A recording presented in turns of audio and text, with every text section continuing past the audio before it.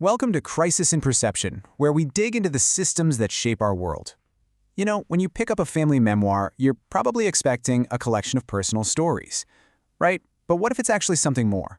What if it's a blueprint, a document that lays out an entire system built for survival, a system that quietly taught people what to call normal? So this is where our story takes us, Polecat Hill, Oklahoma, back in the early 1900s. And this isn't just some rustic backdrop, it's the very foundation of the system we're about to unpack. This piece of land, this house, they were the stage for a daily drama of just getting by. The author of the memoir, Ruby Beard Tuggle, she puts it perfectly. She says, memories are like these old, blurry snapshots. And, we tend to look at photos like these and see stories of individual character, a bit of good luck here, some bad luck there.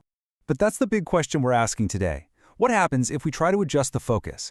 What if we start seeing these snapshots not just as personal memories, but as hard evidence of a powerful underlying system that was shaping every single choice, every hardship, and really the very definition of a normal day? Okay, to really get our heads around this, we're going to use one main metaphor throughout this explainer. I want you to picture this household not as a house on some land, but as a small ship trying to navigate a huge, unpredictable ocean. So in this system, the household is the ship. Simple enough. The engine, the thing that keeps it from just drifting, is the constant, back-breaking labor of the entire family. And the weather? The weather is a relentless storm of not having enough and people getting sick. All right, let's break down the forces that actually kept this ship afloat, and we've got to start with its power source. The engine of this whole operation was work. Just nonstop, all-hands-on-deck work. From the oldest members of the family right down to the youngest kids, everybody had a job. Childhood wasn't really a time for play. It was more like an apprenticeship in the skills you needed to keep the ship from going under. This line from the memoir. Wow. It says everything, doesn't it? No hands on Polecat Hill were ever idle. Being idle wasn't a luxury you couldn't afford. It was a direct threat to survival.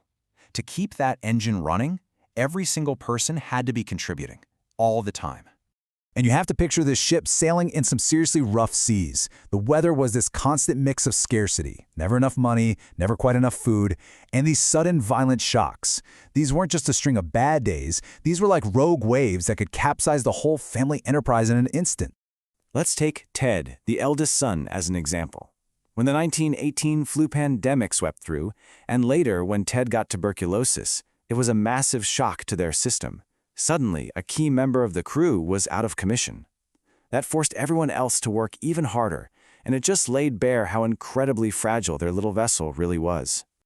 So what was the point of all this? What was the goal? Well, it wasn't happiness, and it definitely wasn't comfort. The number one, most rational incentive was simple. Endure. Just keep going. In a world with basically no safety nets, the system naturally rewarded the traits that kept it from falling apart. Being competent, being reliable, and contributing. Comfort was a luxury, totally optional. Now, to keep that kind of stability, every ship needs rules for the crew, right? Well, on Polecat Hill, these rules weren't written down in some formal manual, but trust me, they were just as powerful. Here are just a few of the sayings that this family lived by. And at first glance, they just look like simple folk wisdom, Try again, do it well, or not at all. But if you look a little closer, you realize they're a kind of code. They are the operating instructions for survival. Yeah, these weren't just quaint little phrases to stitch on a pillow. They were the system's software. They were a form of social technology, a kind of discipline that made sure everyone pulled their own weight, that all the labor was coordinated, and that the whole group held together, even under incredible pressure. Okay, so now let's zoom the camera out a bit, because this little ship wasn't sailing in a vacuum. It was navigating a much wider, way more turbulent ocean that was being shaped by these massive historical forces. Just look at this timeline.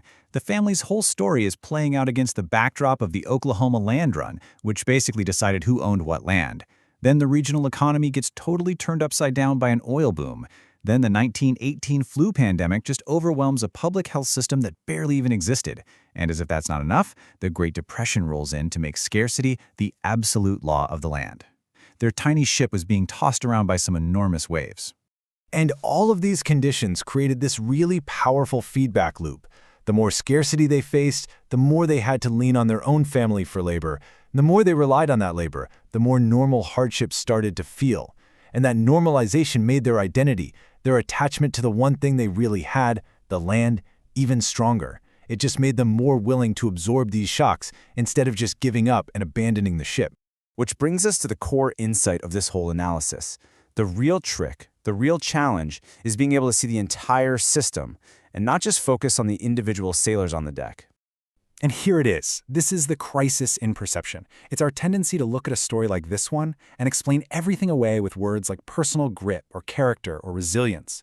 We praise how tough they were, but we completely miss the underlying structure, the government policies, the economic conditions, the ecology of disease that was quietly and powerfully boxing them in and limiting their options from the very start. You can really see the difference when you put them side by side. The snapshot view, it focuses on personal grit and luck. But the systems view, it asks totally different questions. It's not that grit doesn't matter, but it also looks at the design of the labor system, the science of how disease spreads, and the role of big institutions. It sees the whole ocean, not just the ship. And that right there is why this memoir and so many others like it are so important. They matter not just for the story they tell on the surface, but for what they reveal about how these invisible systems actually work, how they use routine and scarcity and identity to literally manufacture our sense of what's normal, what's possible, and what's just necessary. So I'll leave you with this question to think about. The Beard family lived inside a system that was designed by history, economics, and biology. So what are the invisible systems in our jobs, in our communities, in our own families that are shaping our choices and defining what we call normal today? Crisis in Perception examines how systems shape belief. If you'd like to support the time and research that goes into this, you can become a supporter on Patreon. For a much deeper analysis of this topic, check out the deep dive linked in the description. And hey, if you enjoy this kind of systems level thinking, please like, subscribe, and maybe comment with some books or topics you'd like us to explore next.